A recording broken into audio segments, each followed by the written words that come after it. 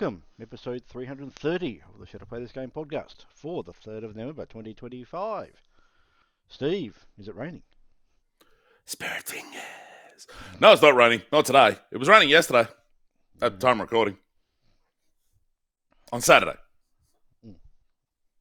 Yes. But no rain. Wait, is there? I haven't heard rain yet today. It is forecast to be sunny based on my iPhone's weather. Mm-hmm. A low of 7, which I got to last night, this morning, and a high of 24, which is not really fucking November weather, at least on this day of recording. I'll fucking tell you that.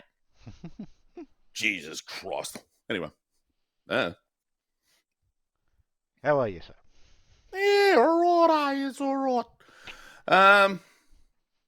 Yeah, usual. Fuck.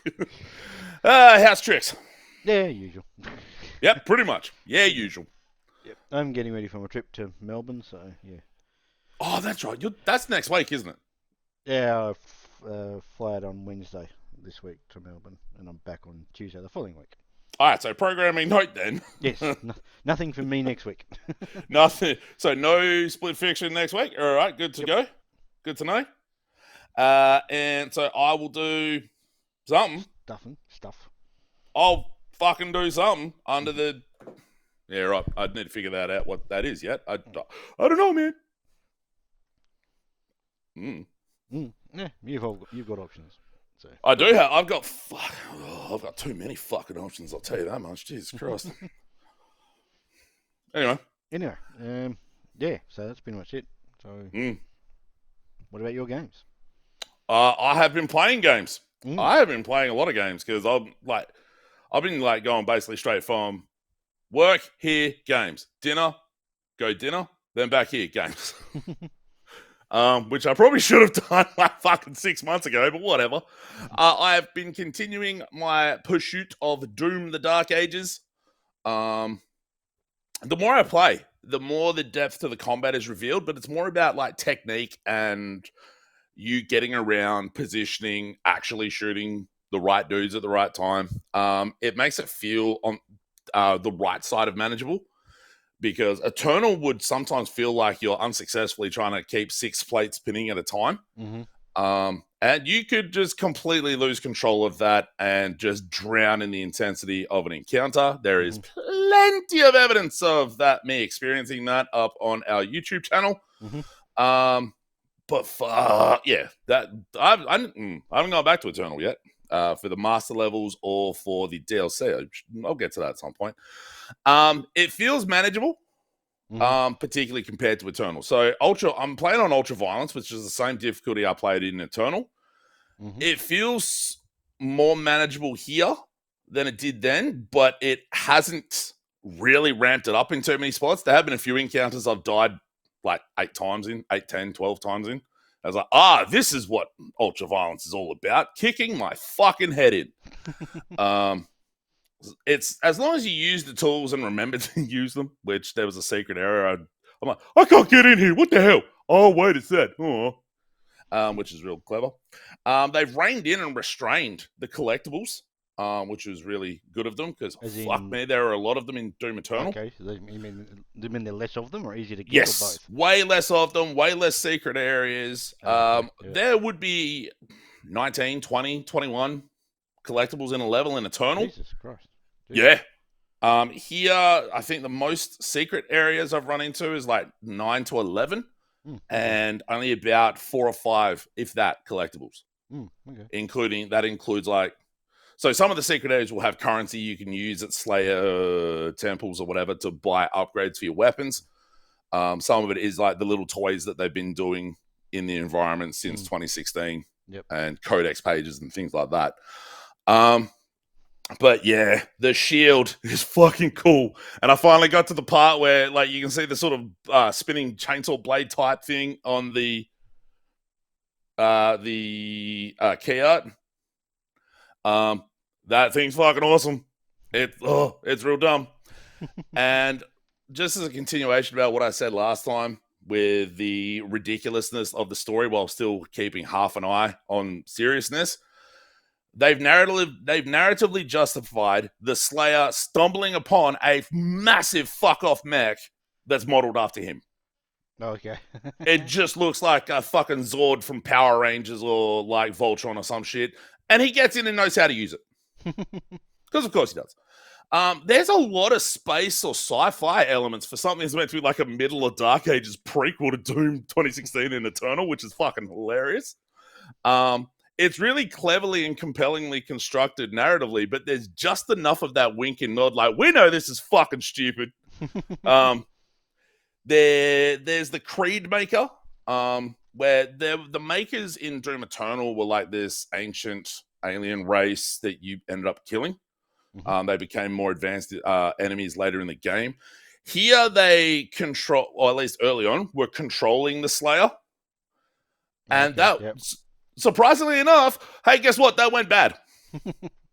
And the Creed, what is it? Yeah, Creed Maker is basically just a robotic Donald Trump. Like, he's got teeny tiny little hands, a big fuck off belly. He's got stupid hair, quote unquote, on top of his head. His face is kind of a dead ringer, and he's just a petulant fucking child. It's fantastic. But yeah, I'm really digging Doom Eternal. I'm basically just going, like, get home from work, I'll play one mission of Doom, explore it all, get all the secrets. I'm like, right, next thing, moving on. So that's working out quite well. Very much small bite pieces then. Yeah, I don't want to marathon it out because, like, in the last few videos of Doom Eternal, fuck that. It was just, like, exhausting sometimes. It's like, oh, God. I finally cracked into Stellar Blade.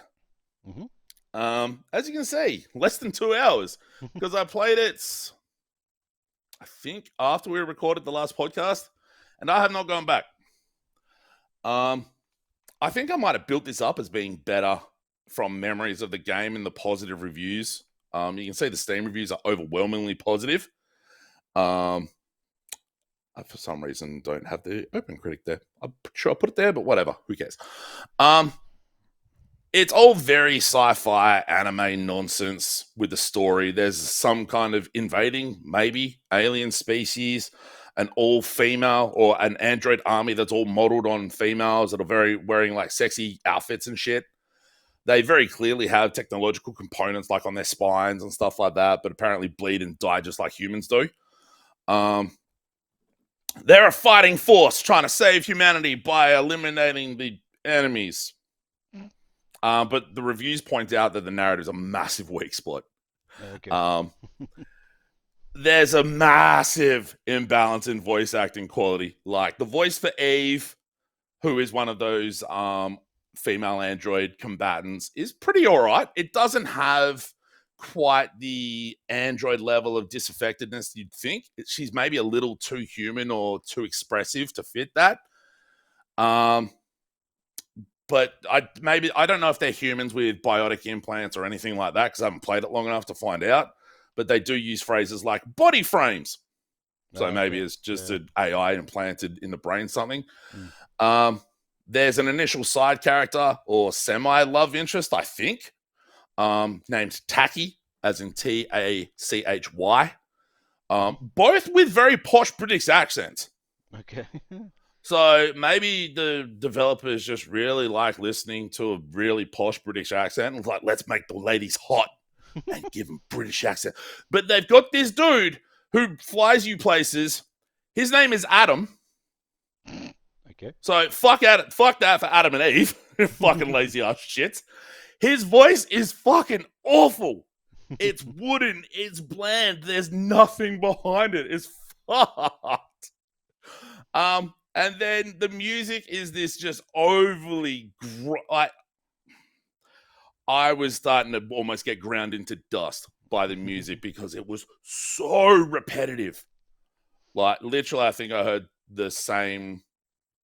or variations of the same, like, 2 or 3 songs. And when you're running around an environment and you're playing for 2 hours and you're only basically hearing the same 2 or 3 songs, and it's just like overly generic K/J-pop fucking bullshit that's just on this weird loop. Oh, fuck off. Like, there's some people who, like, no doubt love that shit because, like, you get all the J-pop and K-pop stuff that does really, really well. There's baby metal, obviously, and bands of that nature. But they just don't use it very well. And it's just, I don't know how many songs they recorded, but it didn't sound like many in the first 2 hours. Fuck. Controlling Eve. So this is where my real problem comes in. It, like, the music was fucking doing my head in, but I can put Spotify songs on and ignore that. Controlling Eve, they've gone sort of character action meets Dark Souls. Okay. With that, there's very specific timing windows for parrying. There's a dodge that does fuck all unless you execute a perfect dodge. Mm-hmm. But the combat's like character action, so it can be borderline mashy. Okay. And like you're playing Devil May Cry. But the movement is kind of character actiony as well, but it's super twitchy.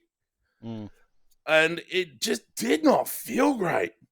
Like, I don't like talking about it now. It's all coming back to me when I played the demo on PlayStation 5, but I'm like, wait, maybe I've misremembered this or something. Like, I could maybe stick it out and sort of go, yeah, okay, there's something here, because obviously the positivity in the reviews, and I would wager at least half of the overwhelmingly positive reviews on Steam are fucking perverts who are just like, lady hot, nah. But like, there's so many other games to get to.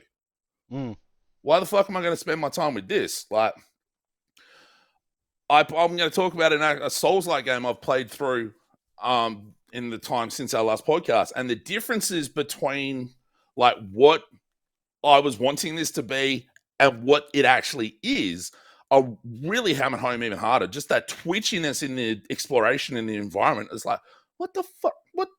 I don't know what you were going for, but this ain't it. Because like, there's an identity crisis going on here. Do you want to be a character action game? Do you want to be a Souls-like? There's overt sexuality. I can't emphasize that enough, how overt the sexuality and sexiness is. But fuck me, like, pick a lane and stick to it. But it did really well, so it's getting a sequel. I think I like it more in concept. But yeah, I might go back to it after I've played through a lot more of the games, but if I get to it. It's not something I'm forcing my way to get to. Remember how I said last time that I was like, on the Rogue Prince of Persia, because I'm like, it's too much like Dark Souls. Nope. Oh shit, that's gone off screen. What a dickhead. I need to apologize for that, because yeah, there's still a fair whack of Dead Soulsiness to it. Dead Cells is still a fucking great game. And the additions to this sort of are more refined and less aimless. It's not just every level, restart, try and get to the end, done. You're given objectives and things to do that push a narrative forward. And you open up locations that you can then access on the next run and things like that to try and achieve those. And just the fluidity of the animation helps smooth over the very overt Dead Cellsiness of it all.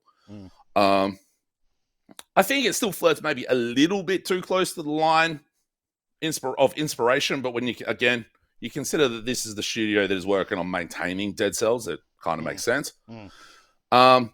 There's a massive difference. I'm just looking at my notes. What the fuck? This is what happens when you read notes, but you don't go back and read them before looking at them. Makes no sense. Yeah, it was a little overly reductive to say it's a reskin Dark Souls that looks prettier, but that's kind of what it is as well. But it still plays really, really well. There is a bigger difference in the exploration, what with the background walls and very much the chaining of the movement and more parkour-y Prince of Persia style traversal of the environment, which is great fun. I was finding it a little bit difficult, like trying to jump and dash into like long vertical poles, because I'd think I wasn't quite there, dash into them, but I'd actually already attached to it, so I'd dash and fall off. Okay. It was like, shit! It does like I said, it does a really good job of introducing the narrative objectives, and there's a mind map that allows you to kind of keep track of it, and it's way less complicated than one from Outer Wilds. Okay. Although I've got the less convoluted than the version in Outer Worlds. That's not right, because Outer Wilds is the one in the spaceship, isn't it? Outer Worlds is the one that just had a sequel come out. Yeah. Yes. You'd think we'd be able to fucking keep this separate. Those two games came out at the same time. Their names are so fucking similar. They're completely different games, though. Like they're fucking so different. They're so different games, but Outer Worlds just had a sequel. Yes. Ah, perfect. Okay, I could have looked in my own Steam to figure that out, but whatever. It made the bit funnier. Anyway, Hellclock. Nice. So I switched to Veteran, and initially that was a great idea. Mm-hmm. Now it's not. Veteran meant you need to move around, you need to be more active, you need to use the tools you've got, you need to heal, and things like that as you progress. But because there's no procedural generation to the environments, each run is almost like 95% the same. Oh, really? Oh, okay. Yep. So the only difference is slight placement of treasure chest and enemies. And it just becomes like really repetitive. There's not much in the way of like super meaningful gear upgrades. Like I maxed them all the upgrades that were available to me, or ability upgrades available to me in Act 1. You need to get to Act 2 to open more. I've hit the last boss of Act 1 like once or twice. And it was a motherfucker, because then once you hit about the 12th floor, it just goes, hey, check this out, fuck you, and just triples the amount of enemy health. Or quadruples it. So like I could walk through the first couple of floors, damn near one-shot everything, and then I got an upgrade that caused explosions to happen when the enemies died, so you're setting off chain reactions of fuckers blowing up. And then you get to this floor and it's like, hey, nah, that's not going to work anymore. You're just like holding down the trigger. So I could get through the first floor in like 20 seconds. I get through the 14th floor in like 3 or 4 minutes. And because it's the Hellclock, you've got the time factor. It really sort of like arbitrarily blocks your progress. So just this forward momentum in trying to get through each run becomes less and less and less motivating, because it's just you're literally redoing the exact same level layouts and all that sort of shit. Yeah. So Hades does that. I've not played Hades in a while, but Hades is procedurally generated in the level layouts. Yeah, that's the big difference, isn't it? Yeah. Yeah, and each room is very specifically different. It might be the same enemy types, but you'll get different combinations of them, different upgrade paths, and things like that.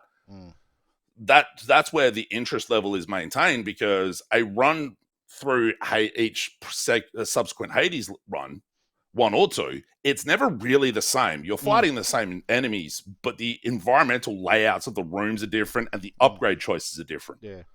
Like, which of the gods go, hey, check this out, I'm going to give you something to help. Funny, we should talk about Hades. We'll get to that. Time is frozen for boss fights and wave-based survival rooms, which is nice, but it just becomes so fucking grindy and just such an act of attrition. Like, I can absolutely buzzsaw my way through the first few floors. Now it's just like, okay, yep, let's fucking go. So I'm just like, you know what? It's great to play, but the more you play it, the more you see the flaws, and the more you see that absolute bash you over the head repetitiveness come through, and it's like, I'm done. Like, not when, like, so I've been playing the roguish games on my laptop. When I've got the Rogue Prince of Persia, which is maintaining its interest through these objectives and all that sort of stuff, and there is some procedural generation to an extent in those levels, although they're not feeling the same yet because I'm not going there as often. And the other one, like I said, I'll get to. This isn't holding up, unfortunately, which is a shame because of how fucking good it feels when you play it initially. And then it just shits the bed a little. Tony Hawk's 3 and 4. I've only got just less than half the achievements in this, on nearly 9.5 hours, because once you 100% the goals and the collectibles in the levels in 3 and 4, it opens up pro goals, which are largely just go and find 5 of these fucking things we've put throughout the level. And like the competition, there's platinum medals in the competition levels, but that doesn't mean that the other skaters are skating better and you have to beat them again. No, the platinum medals are go find 5 of these fucking things in one of the competition levels. So I'm like, you know what? No. Iron Galaxy did a pretty good job on the remake. I'm not going to say it's fantastic because there were some frame rate dips, some hitching in places, stuttering and things like that. But other than that, they've done a really good job of giving all of the levels a complete graphical overhaul. Like a lot of them I don't recognize because it's been so long since I played 3 and 4. Like the basic layout of some of them, I'm like, oh yeah, I remember this. But graphically, nah, don't remember it. It is still like relatively pretty familiar to play because again, it's fucking Tony Hawk's 3 and 4. And with 1 and 2 using the mechanics from these 2 games in that package means that it doesn't feel overly old. It still feels quite modern. Not having the original campaign and the mechanics from original 4 is a bit of a shame because they've just taken the levels of Tony Hawk's 4 and gone, here's a 2-minute timer, go and hit the fucking goals, rather than the semi-open worldy stuff they were going for. It does fit the trilogy or into the trilogy stuff they were doing pretty well though. In the time since this game's launched, there's still weird physics interactions. Like I'd hit an object and bounce off a way I completely didn't expect. I was like, that's not how this should go. There are some really neat additions to the soundtrack. Lupe Fiasco's Kick Push. There's a Mastodon song in there, Precious Stones. I think CKY's 96 Quiet Bitter Beings was added for this. Rage Against the Machines, Guerrilla Radio doesn't seem to be in here, which is a bit of a shame to lose that, but I could do the pro goals and spend just as much time as getting the original goals or longer, or I could do something else. It is a very good package. I don't think it quite, because of the pro goals and because of some of the performance issues, I don't think it beats 1 and 2. But whatever. Oh, mate, Deep Rock. It's so fucking good. But, like, the late game is such a ramp up. I could put another 20, 30, 40 hours into this thing and still not make much progress. Because, obviously, like, the higher you go on the hazard level, the more difficult enemies are, the more HP they have, the more damage they do. And it just ends up being, oh, fuck me. Like, you need to go through and do all the masteries to make hazard level 5 more attainable. That takes a fuckload of time. And some of them take longer than others because some of them are harder than others. It's fucking awesome. But I don't want to spend, for as much as it's fun to play it, I don't want to spend another 40 hours doing that shit and bash my head against the wall. It's very good. I've got nearly 80 hours in it. And I haven't played it at all in at least the last week. Which, where you see nearly 14 hours in the last 2 weeks, should tell you how much I played it in last week. It's very good, but I've moved it out of my current backlog shelf on Steam, so I don't see it as often, so I don't think about it as often. But yeah. Lies of P Overture was the DLC that got shadow dropped during Summer Game Fest. It was really funny getting thrown into Lies of P and just like, hey, check this out. You haven't played this for a year and a half? Fucking swim. Because it really does just go, hey, check this out. Once I got the head back around the mechanics and like the timings on it, Lies of P is really good. There were some really fuck off hard bosses that like. Is this a new game or a DLC for the DLC? Okay. It was like a 12, 15-hour DLC that they released sort of June, July. Now, there's no Steam data for me personally because I played the Xbox Store version. I played the original Lies of P via Game Pass, bought it when it was on sale, and then I bought the DLC through the Xbox app. I've since uninstalled the Xbox app because I cancelled Game Pass after the price hike. Yeah, I've got to get around to doing that. Because like I was thinking about it, I'm like, fuck off, man.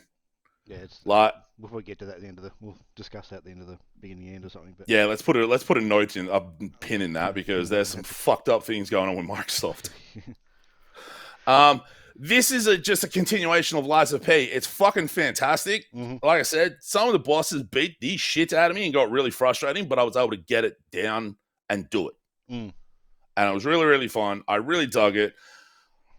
I think this is an improvement over what they did initially in the base game. Mm-hmm.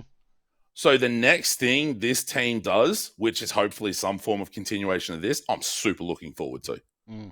Because outside of like a Kazan, because I don't think AI Limit's on the same level, at least from a sort of budgetary perspective. These guys are one of the few studios that would give From a run for their money in the Souls-like business. Mm. Unfair flips. So the Steam description is really quite accurate because it's a non-idle clicker game about flipping a coin that hates you. You start with a 20% chance of getting heads. Can you get 10 heads in a row? I played this for 2 hours straight. The only interaction was pressing the spacebar to flip the coin and occasionally clicking on upgrades.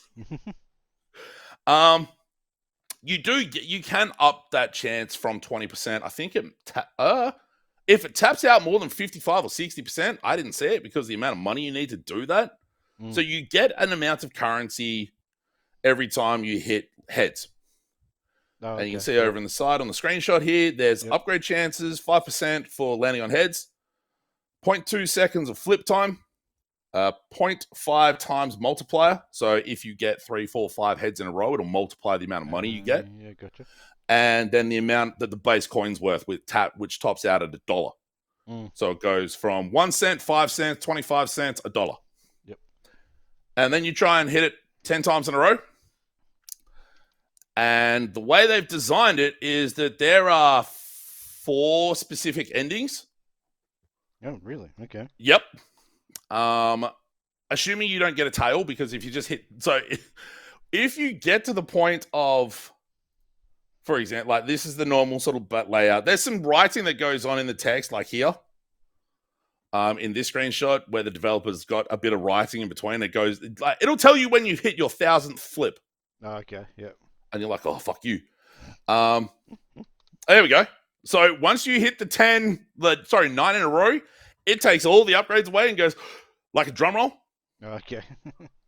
And sometimes it'll just land on tails and it'll go, hey, check this out, fuck you.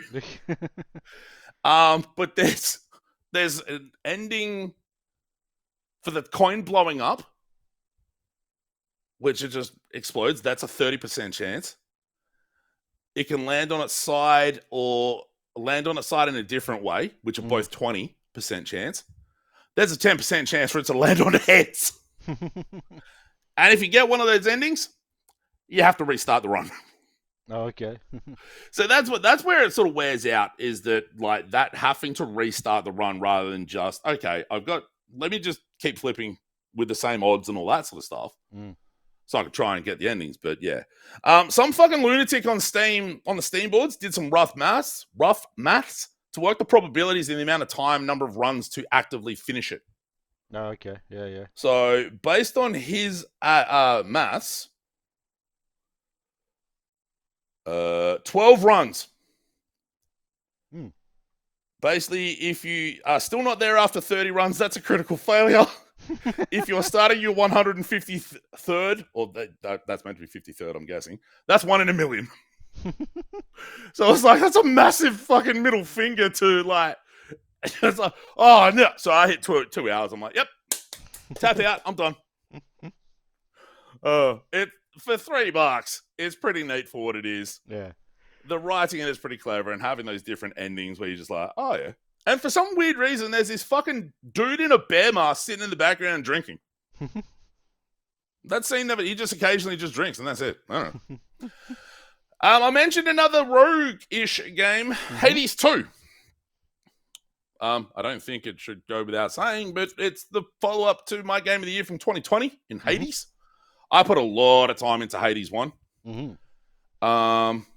This time you are Melanoe, who is this lady in the key art here. She is the sister of Zagreus, who's the protagonist from the first, and the daughter of Hades and Persephone. She must have been born after the events of the first Hades, because I don't remember her being mentioned at all. Apparently, they've all been taken prisoner by Kronos, the Titan of Time, while you're a baby.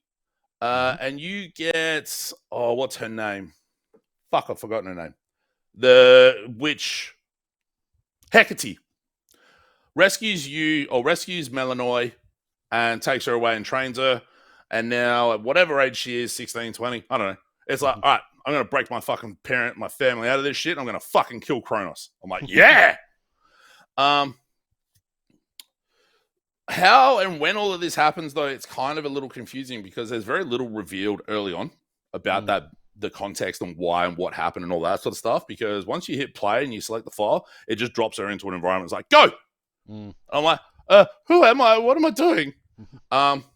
It's pretty similar structure-wise, though. Walk into an arena, kill everyone, get an upgrade, move on to the next thing. It looks fucking amazing. They've upgraded the art in a fantastic... It still looks relatively similar, but the actual art and lighting and some of the effects they've done look fucking incredible. Much like the first one, the sound design, musically, and voice acting is so good. It's amazing. I bought this game not to play it, just to get the soundtrack. There you go. Because I'll play it. I'll play it a little bit of it at some point, but I didn't really dig into the first one that much. I'm actually a bit disappointed they're doing a sequel because that's the first time they've ever done a sequel. It is, yeah. It's the first. It's the first game they've done a sequel of, and that. So yeah, but I bought the game just to get the soundtrack because I know the soundtrack would be awesome regardless. It being a sequel, because they haven't done a sequel before, everything that's great about this is less impressive. Yeah, than the first time. Yeah, they haven't really. They can't reinvent the wheel because they did that when they did Hades. Yeah. So, yeah, all they can do is just polish it a bit more. Maybe. So because I played like 120 hours of the first one, coming into this is like, I've got 2.5 because I started playing it this week on my laptop. It's getting, like, it's got a median score of 96. So, well, I think it's hard to justify a 10 out of 10 perfect score for this when the first one already exists because it's inherently less impressive. I feel like when Game of the Year time rolls around, not for me, not for us, but like publication, Game of the Years, the Game Awards, stuff like that. At this stage, with the games I've played here, I still think Clair Obscura is the best game this year. I feel like it's going to get done dirty because a lot of people are going to go with Hades 2. Silk Song's dropped off a fair bit. Yeah, Silk Song seemed to just land. It just dropped off the radar real quick. I think the surprise of it dropping, the intense heat for the first couple of weeks, then a few more publications, a few more places spent a little bit more time and just spaced it out a little bit more. And they were like, this is fucking great. Don't get us wrong. This isn't the second coming. It's fucked off hard because, of course, it is. It's the sequel to Hollow Knight or the follow-up to Hollow Knight. There are things that people are going to have a problem with. So that's where some of the later scores you'll see on reviews on OpenCritic, it's the scores just gradually dipped over time because people are going, this is not the fucking perfect game that people are saying it is because it's fucking hard. There are going to be some people who are just like, fuck this. Deservedly so. But yeah, it is obviously a lot bigger than the first game. Apparently, its early access launch was already bigger than the first game. The base of operations is a lot bigger with a lot more to add to it. It is more sprawling. It runs really well on the laptop too. So I'll keep chipping away at it there. There we go. Putting that in order. Chipping it away. Boom. And we'll see how we go. I don't know. I'm not feeling a massive, distinct pull to continue playing this on the big computer. So, which I had, I just kept playing that thing in 2020. I think partly as well, maybe 2020 was slightly a weaker year for games compared to this one. Maybe, I don't know. Who can say? Battlefield RedSec. Red Sec means something. I can't remember what. This is the free battle royale mode they dropped for Battlefield 6. I was thinking like, hey, how come none of the stats are showing for me here? What the fuck? But then I realized that this is technically classing this as either DLC or an add-on, so I'd have to add Battlefield 6 for it to show that stuff. I've been playing with a mate of mine from work. It has gone quite mixed as far as results go. We had a second or third place finish. Most games I might get one kill because like Battlefield is a little bit different in that it's a lot easier for dudes to sneak up behind you and just fuck you up. I want to do some video stuff with this where after Warzone, they do the re-up on Warzone, which I don't think is happening until Season 1 of Black Ops 7, and they don't have a firm release date on that. But it's fun. But also, any multiplayer game you play where you're just talking shit with a person you're friends with can also be really fun. But it plays well. There are the subtle differences between Call of Duty and Battlefield that do make a difference. And there's fucking tanks and helicopters and shit. And we have many a time turned a corner, ran into a fucking tank, and gone, oh no! And they got fucked by it.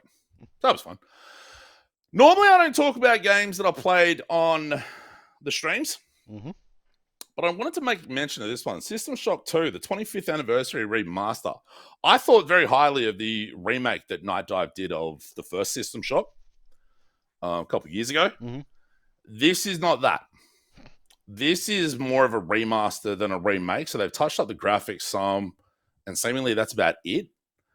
But maybe you need to have played this in the year 2000 when the original came out and have that nostalgia. Because I'm playing it now from a modern context in the shadows of some of the improvements that games have made in the last 25 years. And I'm playing this and I'm like, what the fuck's the big deal? Like, the melee in particular is super slow, super ineffectual. It just, like, you pull it back, and then when he swings, he goes, ugh. I was like, wait, what am I hitting a fucking tennis ball to my niece? What's going on here? What the fuck? I'm not seeing the greatness. The exploration's neat, but I don't know. So maybe the nostalgia is needed for this to really hit home. I don't know. But, the people that like it fucking love it. And I was curious on both Reddit and the Steam discussion boards, like, basically, was the melee, was the combat sort of touched up at all or anything? And basically, I just got fuckwits responding to me outside of one dude who was quite pleasantly explaining some of the differences and things like that. I don't know why I'm surprised about the fuckwits part. It is the internet. The last thing I've got here, Fretless, The Wrath of Rifson. Kind of a sort of sprite-based more musical version of Claire Obscure, really. In that it's got some fucking incredible pixel art to it. But it's... You get 4 different guitars because you're going for a battle of the bands ran by a sleazy fucking record executive. And, like, when you're in the combat... Oh, that's just a different variation of the boss, I thought. The combat is rhythm-based. Like, you have 3 attacks that have the Mario RPG of, or a lot of games do this, but you time the button press right, you do more damage. When an attack happens, you time the button press right, you take less damage. But it's very rhythmic and musical, so it's almost done in time. And then you have this sort of ultimate attack that is literally a rhythm game where you have to push the button prompts correctly to do more damage. Okay. Or if a boss has it, you have to press the button prompts right to take less damage. And some of them, I had one before we started recording, that was just, oh no! And I fucked it up. But I still beat him. Like I said, seemingly something shady going on behind the scenes of this Battle of the Bands thing. They're very much leaning into the fuck corporations, major labels type idea. It's fun. It's not that difficult. I have died a couple times, but it's not massively difficult. But it's fun.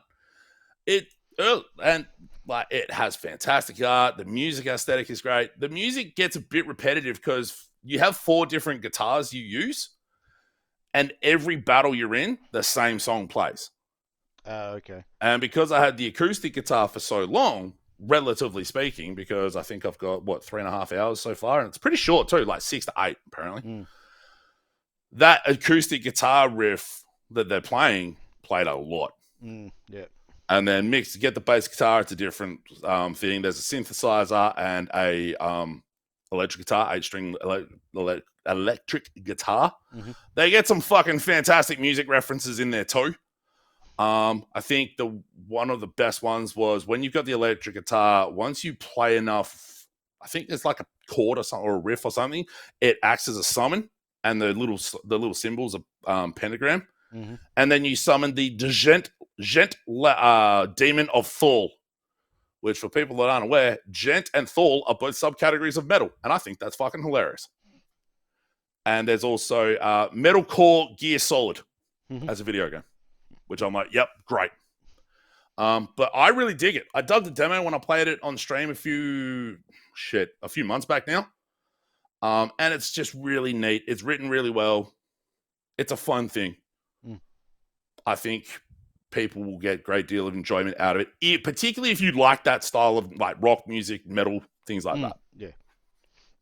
But yeah, that's my game. The price of it, like it's 22 $22. 22 Australian.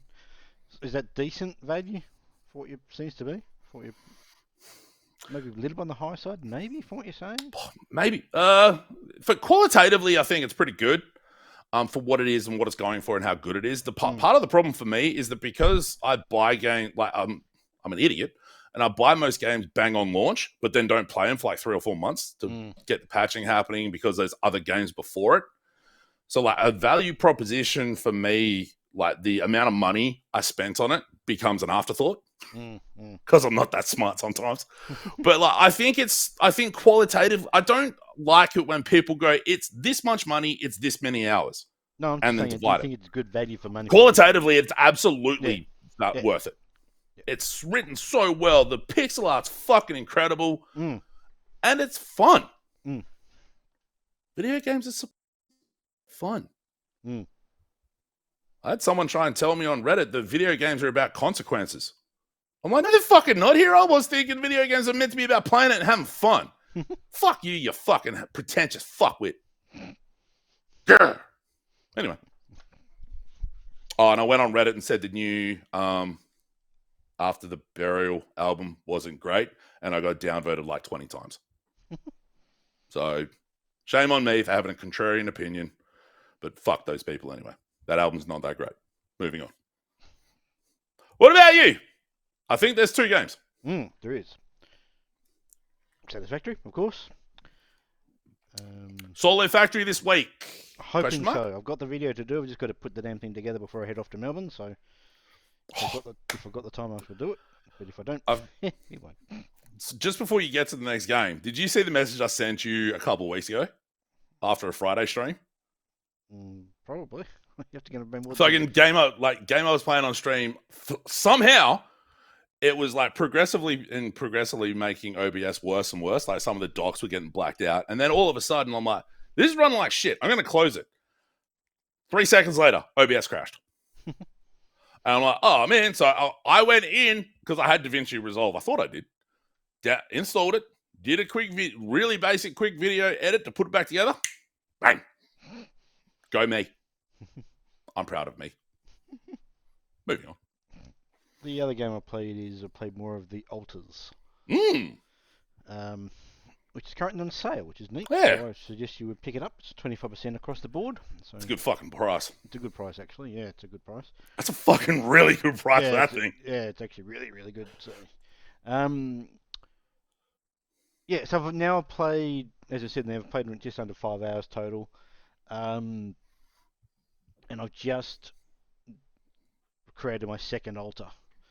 Oh, geez, I didn't realize it took that long. I'm not too sure. Yeah, I think there was a bit of like a story beat to say you need a scientist to do this bit part of the game. I probably didn't pick it up until this most recent session. Yep. So I then jumped into the quantum computer to then, there must be one of these links off here must be the scientist who comes out of it, the other end of it, sort of thing. So found that point and then started the process to create the altar. He's a dick. He's a smart ass dick. I don't like him. I mean, in fairness, the first clone you create's a fucking asshole as well. No, but he's alright now. We've got him. We get on okay. Bit of a relation. All right. Yeah, I think he was more pissed off that he was the one who got sort of left behind. Basically, yeah, he was more pissed off. Yeah, okay. I can see it. Of his, not necessarily at me, but of his current position. Yeah. Whereas the scientist is a bit of he's a arrogant asshole. Arrogant asshole, basically. So, nice. Don't really like him that much, but. Is he an arrogant asshole in a fun way, or is it just fucking annoying? So far it's just fucking annoying. Yeah, it's great. It's not really what I. In fact, I don't think. That's actually him there in that. Video. Oh, he looks like a fuckwit. Yeah, he's not. Yeah, it's not the photos of him. But yeah, so I've also now. So in the game, you probably you would have done this when you played it yourself. In this this where is it? Communications room. Yes. You have conversations with people that are out. I don't know where they are in the world, but they're not with you. So you have a conversation with a guy called Lucas Lucas, who's sort of like the main person helping you. Well, so far in the game I played so far of it. I did talk to him. Then at some point you have a conversation with Lena, who's your ex-missus, ex-person, ex-girlfriend or whatever you want, partner. Yeah.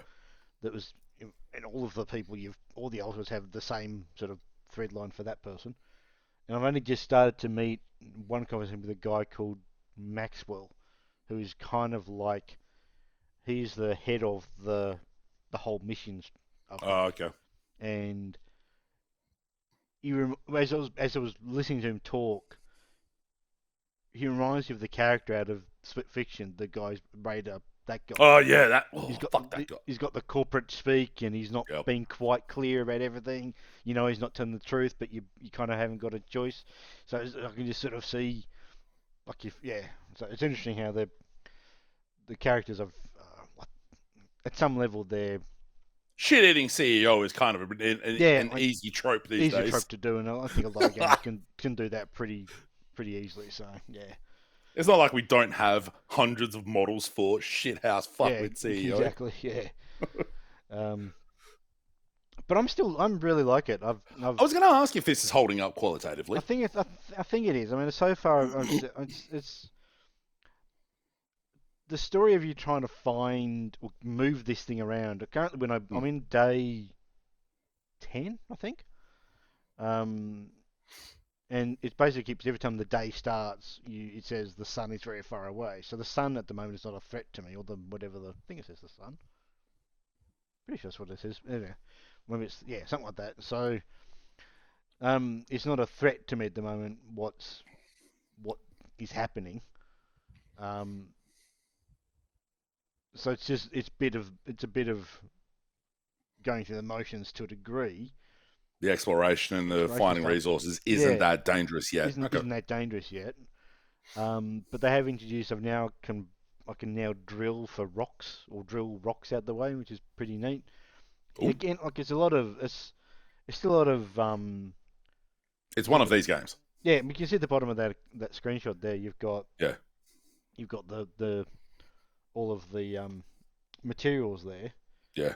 So getting them together and getting them into to be able to, progress, build something to be able to do X, or to, like I recently found in the current PlayStation, I found a Rhapsodium deposit, which is the first one that I found. Once you can hand mine, this is the first one I've actually found an actual deposit of it. So I thought, oh great, I'll build a mining post on. Oh shit, I don't have one built. Walk all the way back to the base. Oh shit, I don't have enough materials for it. Go find the mining posts that are mining those materials, mine them, come back to the base, build the thing. Forgot to build pylons, which I realised, fuck. Go back to the base, build some pylons. And then, shit, it's one of those games. I don't have enough. Go back to and rinse and repeat. So there's a little bit of back and forth. Thankfully, the environment's relatively small. Yep. So it's not as if you're walking for 5 minutes at a time. You're only doing maybe 20 to 30 seconds of walking to get to the place. And once you've got a mining post out built and powered up, It just does. Yeah, you, it does you can shit. fast travel to it anyway, so you don't have to Yes. then. So they do have it's in that initial setup. It's a bit back and forth as you I didn't quite plan this through.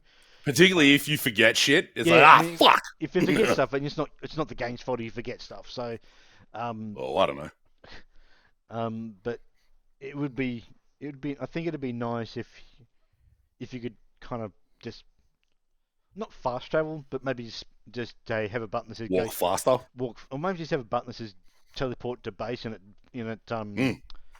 it progresses time like an hour to make up for the fact you didn't do it yourself, just to Yeah.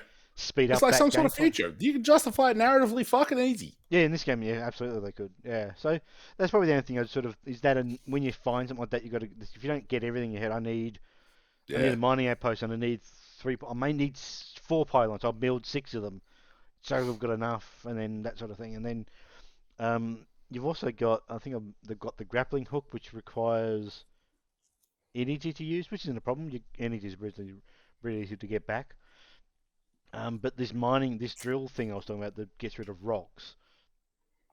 You build the drill and you've got the drill forever. That's not a thing. Mm.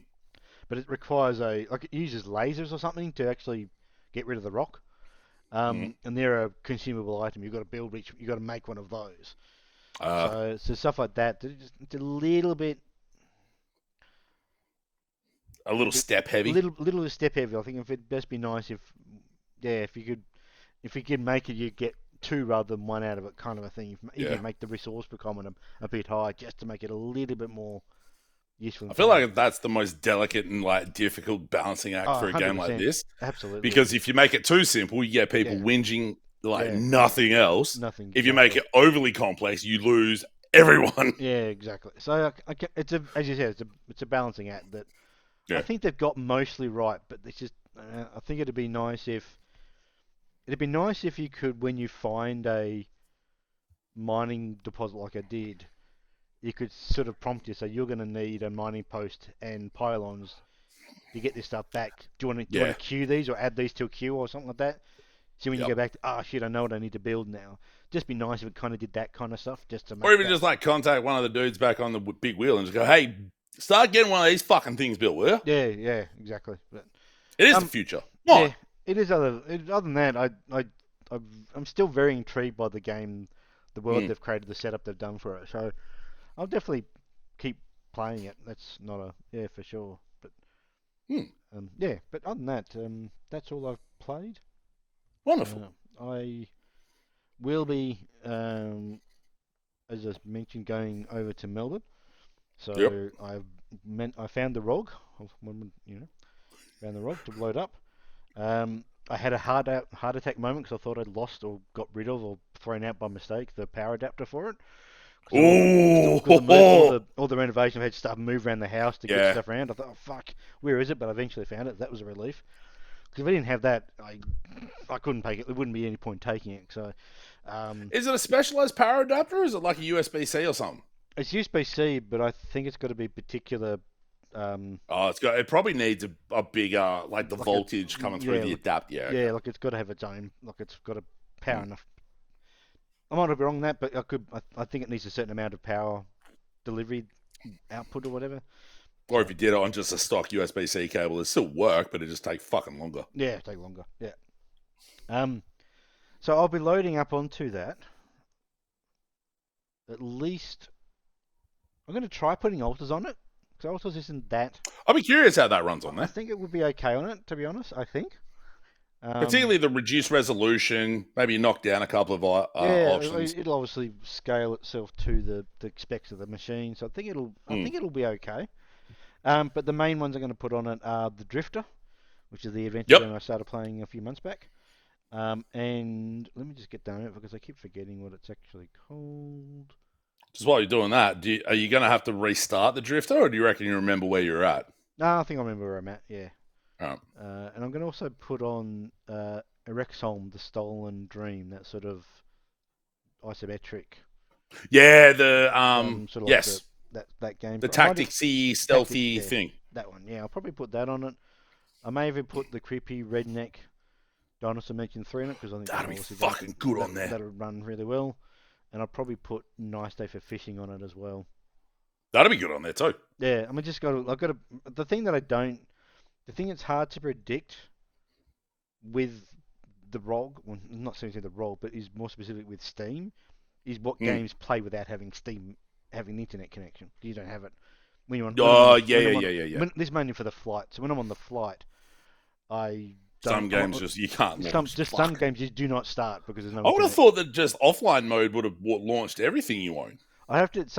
I think sometimes it can and sometimes it can't. And I have to sort of. So that's why if I take as many games as I can hopefully find one that will work, and that's kind of where I'll get to. So that's the. So we'll see what. There is also the fake remake of Creepy Redneck Dinosaur Mansion 1. Yeah. That came out, which I haven't got to that yet, but that's on deck. Which I'm like, oh, I love that they called it 3, the initial one, and I love that they did a fake remake of 1. Yeah. That's fucking awesome too. Anyway. Yeah, so that's the plan for take half a dozen games with me and see what I can get through. Because even though I'm catching up with my parents, my dad on the Thursday, Friday when I'm over there, but go back to Melbourne on the Friday. Then I'm there until Tuesday when the concert's on Saturday night. So I've got a fair bit of time to kill. What are you going? What concert are you going for? Going to see Metallica. Ah, yes. Oh, okay. Yeah, right. And because that happened on Saturday night over here, yeah, it was like, wait, huh? Time is a flat circle, and it doesn't. Nothing changes. Yeah. Turns out 2 people I work with both went to that show. One I knew about. One's a bit of a surprise. So I'm going to give her a shit when I'm back at work, and I go, I thought you didn't like fucking metal, or you're just too soft to listen to fucking good music. He sent me a video that he took of Evanescence, a very small part of Evanescence's set, and I'm like, she kind of looks like she doesn't give a shit. But like, are we doing the games in November in the beginning or the end? I can never remember. Are we going to do it right now? So perfect. Get it all set up on your end, and I will flick to you. Done. I already had the tab open. Beautiful. And over to that. Just do a refresh for me. I've added some games while we were talking, so just do a quick refresh. Oh, okay, sweet, wonderful.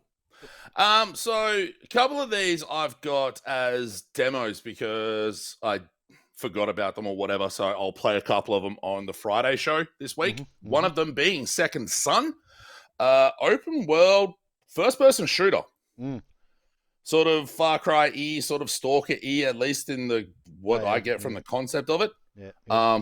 Does have RPG in the title, or in the genre. Yep. So, fingers crossed, that's fucking awesome, because it's not like we couldn't use more open-world first-person shooters. Whiskerwood! I throw it to you. This is a... it's very similar to... There's Timberborn is the current one. That's sort of along similar lines. So it's basically a city builder, management sim, that kind of thing. But you are. There's some factory type shit here too. Yeah, some factory stuff in it. So it's a little bit. It's also made by Hooded Horse. They're publishing by Hooded Horse, which are on a bit of a decent run recently because they are putting out quite a few things. Yeah, they're putting out quite a few things. So yes, it just looks like a neat little game that I think it's also, if I recall, I was just on their page a second ago. Give me 2 seconds. Minakata Dynamics is a fucking good name for a developer too. Excuse me. As he coughs.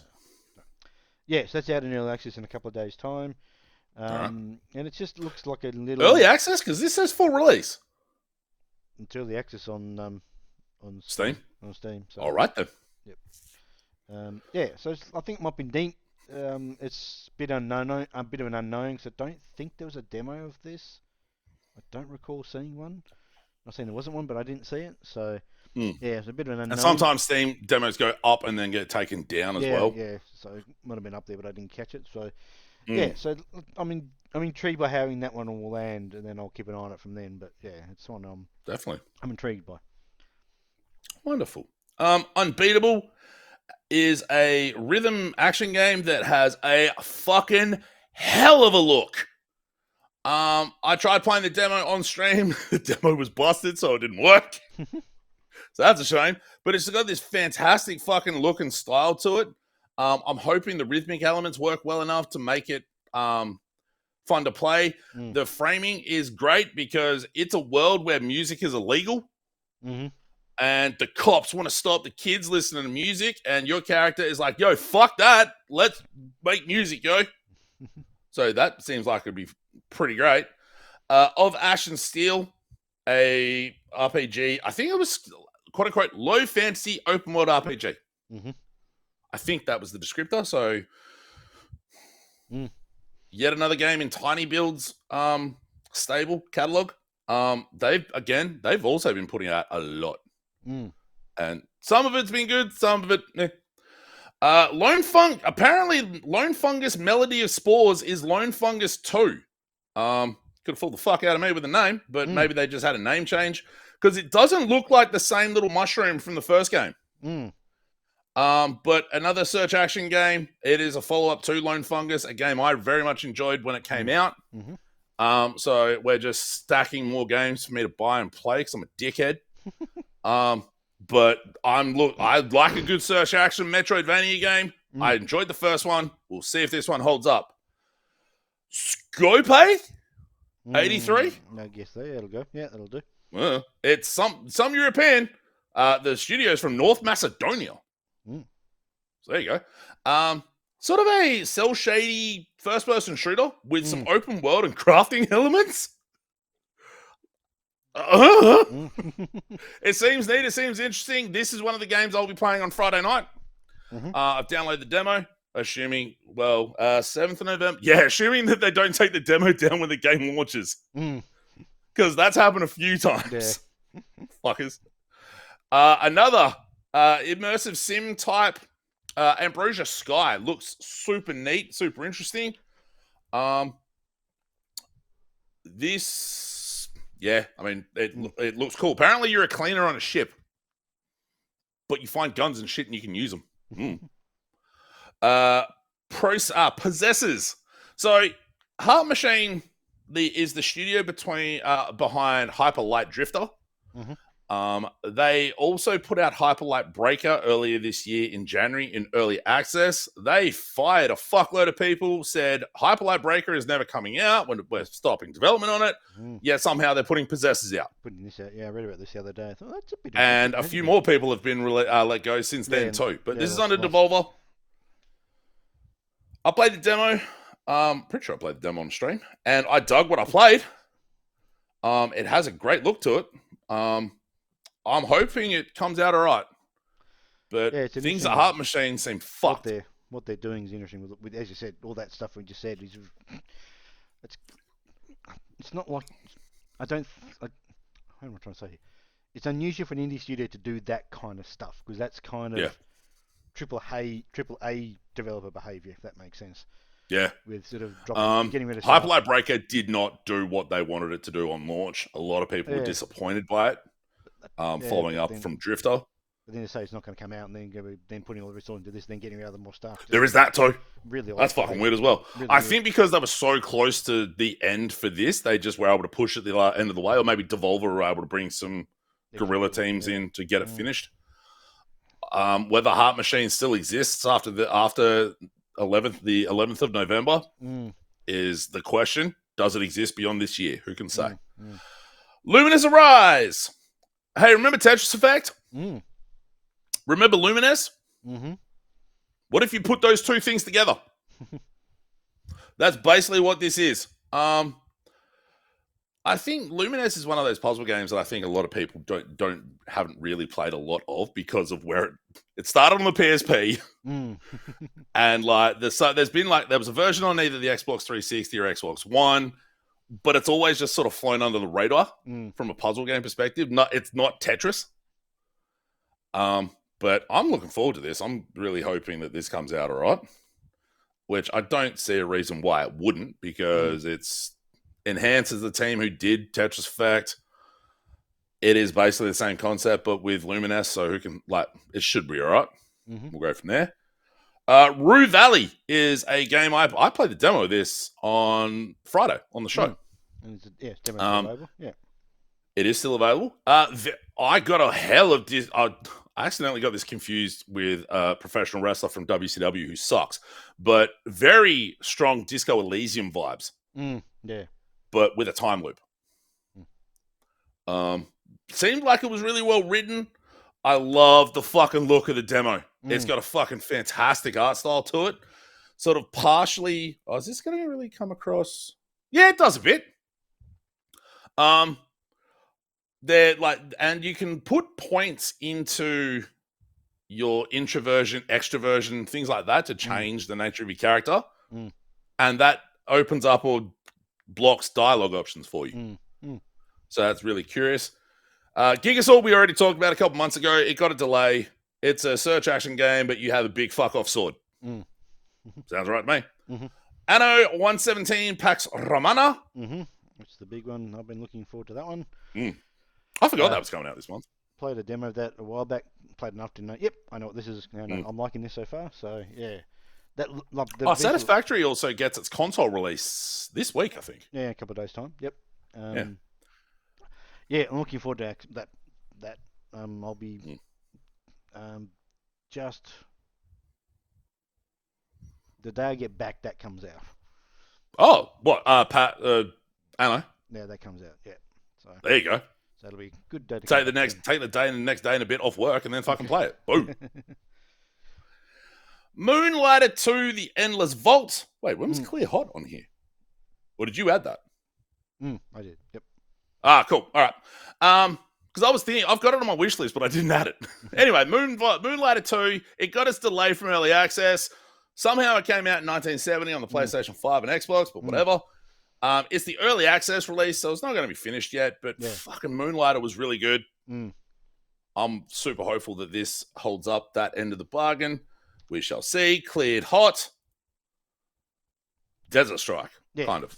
Basically, it's that. So it's just one of those, but it looks art style is a bit interesting as well. It's a bit more cell shady stuff. So low poly sort of stuff. So it looks decent. I think looks interesting. So, but yeah, it's just I think it's gonna be fairly straightforward.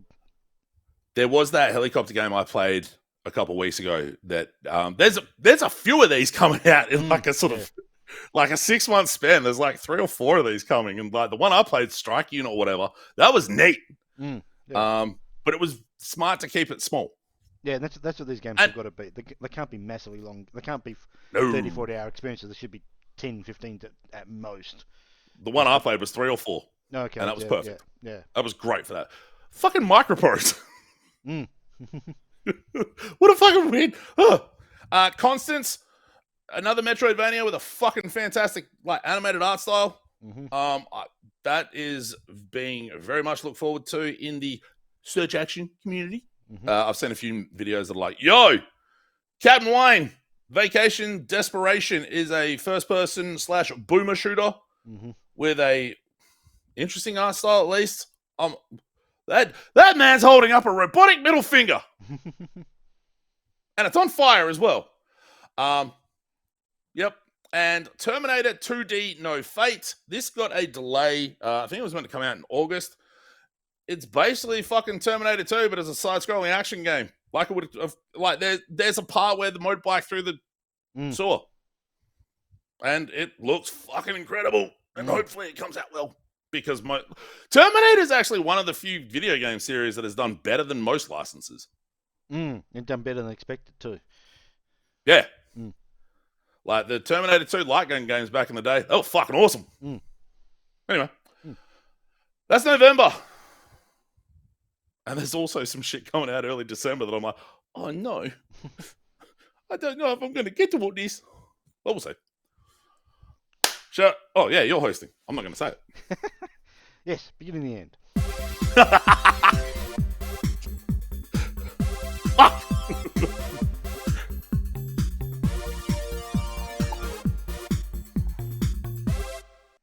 Yeah, so cover a couple bits of news, I guess, since there've been some biggish ones. But the main. Are you going to go the normal shot, or are we going to leave it here? I'll go back to the normal shot. There we go. Yeah, the big change that affects you and I, and you've already mentioned it, is the fact that Game Pass had a somewhat dramatic price increase. I think that happened before the last episode. it was announced, but it didn't come into effect. I don't know. We never talked about it when it happened. Yeah. But they basically doubled the price of Game Pass. So it's currently $37. Yeah, so it's currently it's $35 or $36 a month basically right now. Oh, okay, 36, right? 36. That's for the Ultimate. Just to clarify, Yep. that's for Ultimate. You can obviously change your subscription down to the console only one or the PC only one, which I might do for a bit just to keep.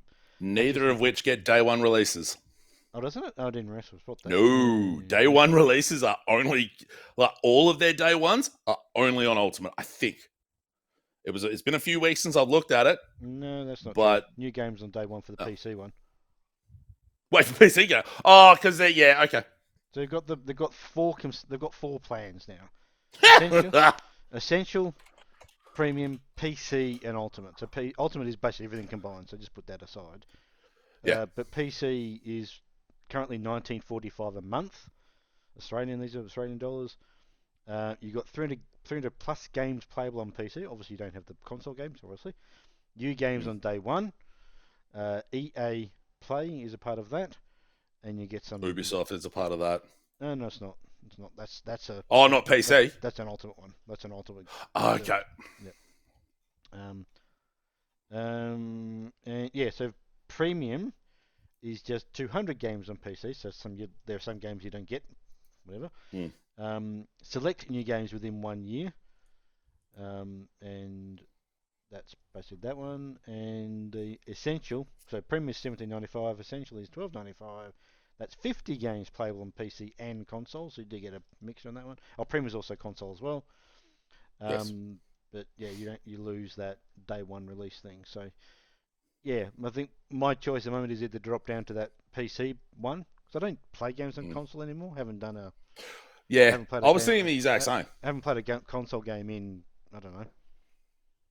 Haven't played a console game this year, basically, or even last year. So I think what I might do is just to drop down to the PC-based one and keep that subscription, and then see what they do.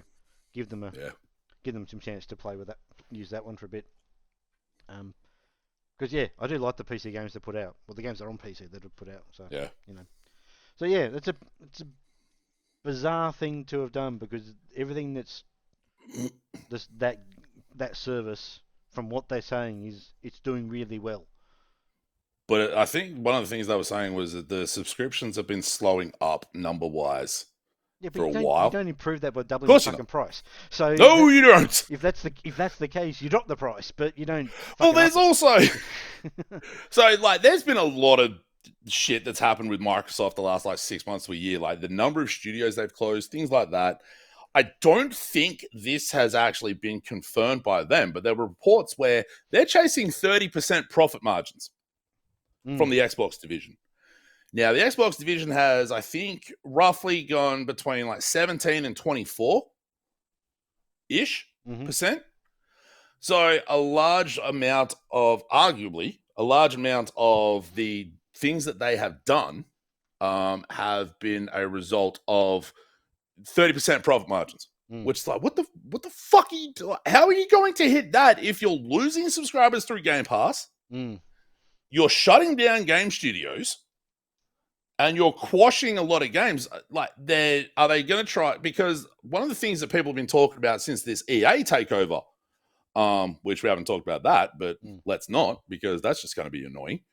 But EA's about to have $20 billion worth of debt dumped on it, and they need to make even bigger bets on even smaller numbers to make that money.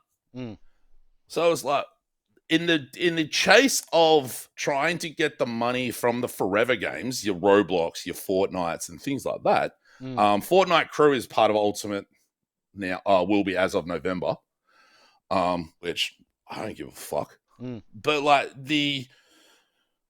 how are they going to hit those 30% profit margins? What are you fucking doing? Yeah, well, I assume that they got people who think they can, and that's just got to live that. That's the thing. I mean, we don't know the numbers. We don't know what they're looking apparently, this is all coming from Microsoft, not from the Xbox division. No, it wouldn't be coming. It'd be coming from Microsoft. So yeah, Satya Nadella came out the other day and was like, "Video games, that shit's a lot like Office," and I was like, what? But yeah, man, there's some stranger goings on in the video game industry. Obviously Microsoft's not immune. There's been strange shit going on. Fucking Sony for fuck knows how long. Oh yeah, they're doing some weird stuff too. Yeah. Well, the other news we have is they've on that Sony Microsoft front is that Halo Campaign Evolved is getting a sort of like a remaster, whatever they're going to do, and that's going to go to PlayStation. So, yes, it is next year, which is great. And the Donald Trump White House put up a bunch of AI generated Halo images with Donald Trump in them, and fuck them. Yeah, something that's great that Halo's going to PlayStation. Did you think that maybe this Microsoft publishing strategy of like putting their games on Sony, they would have stretched it out longer? Because it seems like within a year they've gone, hey, check this out. You know all those games we have that we've published on ours, and we're going to put it out on Sony. Here they all are. In less than a year. That's how you get the profit margin. That's how you do that, because you don't have to make them anymore. You just have to get another bunch of sales from other sources. So, but they've also got the MCC they could put on the collection. So that's just one game. They could do. So that's the other thing. I'm surprised they're not making this part of that. Yeah, I would have thought they would have. That's what I would have thought they would have done. Then dump the whole thing on it. And go, here's the whole. Because you've already got, this is the second time now that the Halo 1 campaign is being remastered. Yeah. They remastered 2 for the Master Chief Collection. You would have to maybe. Well, I don't think. Apparently, they're making a bunch of changes or further changes from the initial remaster of the Halo 1 campaign. But the Master Chief Collection has 1 to 4. I think you got ODST and Reach as DLC, and then you've got 5 and you've got Infinite, which to me, Infinite's the best one out of all 8 of them. I really enjoyed the open world campaign that Infinite had. You've still got the bullets in the chamber to pull all those out. I don't think you can just. That's what they'll do over the next 6 to 12 months. Yeah. At one point, they'll just dump that whole thing out. So, I think it'd be really stupid if they tried dumping all 8 of those things, or even just the Master Chief Collection with ODST and Reach, 5 and Infinite. You try and drop all those things on one day. I don't think that'll work. No, I'm not saying you do that. I'm saying on the next 6 to 12 months you do that. Spread it to 6 months to a year. Spread it out. Yeah. Master Chief Collection gets shadow dropped at Microsoft's not E3 press conference next year. Done. Or they shadow drop Halo 2 during the Game Awards. Yeah, so they've got IP they can drop on other platforms. So there's also, have you heard much of the talk about what the next Xbox is looking like being? Don't care. I seriously do not. Semi PC console hybrid, kind of like the Ally's the tester for it. Yeah, the Ally X. When you think about it, it kind of makes a bit of sense. Yeah. If you could, the thing is going to be, as with all these things, it's the price point. So, if you can get out a piece of hardware, I won't call it a box, I'll call it a piece of hardware that can do comparable things to a decently priced PC, then go for it. You just try and keep it semi-usable, user-friendly enough that strictly console people don't just have their heads blown off by not knowing what to do with the PC. Yeah, and likewise, if you give a few more, options and config options to people who are more PC familiar, then you'll find a good balance between them. I don't know how that easy that would be to do, but that's apparently the Ally X isn't quite there because Windows isn't quite there. They're always going to that's the thing I'm most intrigued with the Ally X is that user interface. What they do with Windows over the next 6 months to a year to make that more and more usable. Yeah, and then that's whatever they do for that. I don't think the hardware of the Ally X is the proof. It's the OS, it's the UI of that thing that's really the proving ground. The usability factor and all that sort of stuff. Whatever they do with that, that'll then turn into the next operating system that the Xbox, the console, quote unquote, is running. So, but that's both apparently the next PlayStation and the next Xbox are eyeing 2027. Which, number one, doesn't feel like a real year. Not yet, anyway. And number two, that console generation doesn't even feel like it's been a real generation because of COVID, how badly that fucked everything. Yeah. Anyway. Yeah, anyway. Interesting to see what they do. But yeah. I'm really confused in a lot of ways by what the fuck Microsoft's doing in some regards. I'm not. They're trying to make fucking money. That's what they're trying to make bank. I understand that, but like, and how they're doing it is they're not like they've been changing. I mean, ignore what fucking what's his face said. Look at what Nadella. Ignore what he said because he's just doing corporate bullshit and fucking meaningless. It's just word salad. It means nothing. But what they've been doing as a console division, quote unquote, or games division, for quite a while is completely diversifying, for want of a better term. Like they don't care where you play the games from, as long as you pay. Nah. As long as you give us a bit of money for playing those games, we're happy. And they've been doing that for a long time. So the next few years are going to be really interesting to see what the console space actually is. Oh, that's the same for Sony. Look at what Sony is doing. Oh yeah, Sony. Like, if they go straight up closed ecosystem, walled garden, it's going to be super weird to see how they do. Yeah, I mean, I think they're not going to. I think even they're changing their process as well. Like most of their games. They're talking hybrid handheld console thing like the Switch. I'm not talking about the hardware. I'm talking about what they're doing with their game. Oh, business-wise. Business-wise, because that's the thing that really matters. Because, like, them having games come out on their console, and within 6 months on PC, or within months on PC. Like, why would you not, if you want to make money, day and date it. Bring the whole thing down to the most basic thing is these companies want to make money. That's it. So that's capitalism, baby. That's exactly right. So if you're wanting to make money, why would you not put your game out on as many possible platforms as is possible? And the PC is the biggest of them all of them. So why would you not do it? So yeah. So it just seems. Do we get Uncharted on the Xbox? I don't think it goes that far. Nah, fuck no. They're not going to put out that shit. But they don't need to yet. They don't need to, but they should be putting that stuff on PC. Like that's a given. Yes. So, well, most of it, a lot of it is. Well, not a lot, but more of it is than like Uncharted Collection. I think is on Steam. No, it's not. Isn't it? Legacy of Thieves is, which is the Legacy of Thieves Collection. That's 1, 2, 3. Is that 1, 2, 3? Is it? Oh, it is 1, 2, 3. No, it's not. Sorry, it's 4 in Lost Legacy. 4 in Lost Legacy. Yeah, that's what I thought. Yes. So they don't have 1, 2, 3 in it. So there's like, if they put 1, 2, 3 on a PC, I'd probably play it because they're great games. I'd probably play them again. The fucking Last of Us is on there, both 1 and 2. Although 1 launched fucking rough. I'd be curious when Ghost of Yotei comes.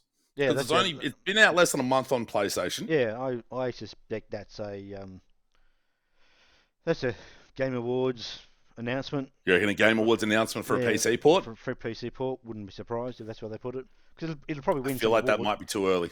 It'll probably win awards there, so that's where you could do it. Yeah, I mean that's a decent time to capitalize on that, but possibly too early for the announcement of a PC port because then it's like, well, fuck it, I'm not buying it on PlayStation. I'll wait the 6 months till it comes out on PC. But that's the thing. Like that's their problem. Is the minute they announce it, you're going to have the console sales drop. So that's why you got to wait a certain amount of time before you can't have any more. Your console sales are plateaued anyway. Then you announce it. Then it doesn't really, the bottom line doesn't get really affected that much. Yeah, I didn't buy the Yotei on the PlayStation. I'm waiting for it to hit PC. Yeah, so. and they'll make up the losses on PC because the player base is so much higher. So yeah. Anyway. The whole thing's very interesting. The whole gaming space is just really interesting. It's looking very interesting in some ways, but there's elements where it's like with this heart machine shit and all that sort of stuff. Like studio survival has never been more fraught as well. Yeah. That's where the ultimate question of why the fuck are there so many fucking video games coming out? What are you fucking lunatics doing? Well, instead of like 8 games, we're going to split off and we're going to make 18 studios and put out 46 games. Fuck you. Oh. Anyway, that will do. Episode 330 of the Should I Play This Game podcast. We will be back, all things being equal, in a fortnight for another one of these. Steve will fill in the void of me being away over the weekend coming up, and with his various streams on twitch.tv/Enemy Starship. Give him a follow over there to get the old notification stuff. Anything else from you, sir? Nah. Video games are alright, eh? Yeah, they're good. We shall be back in a fortnight. Keep an eye out on the stuff on the channel in between time, and until the next one, bye.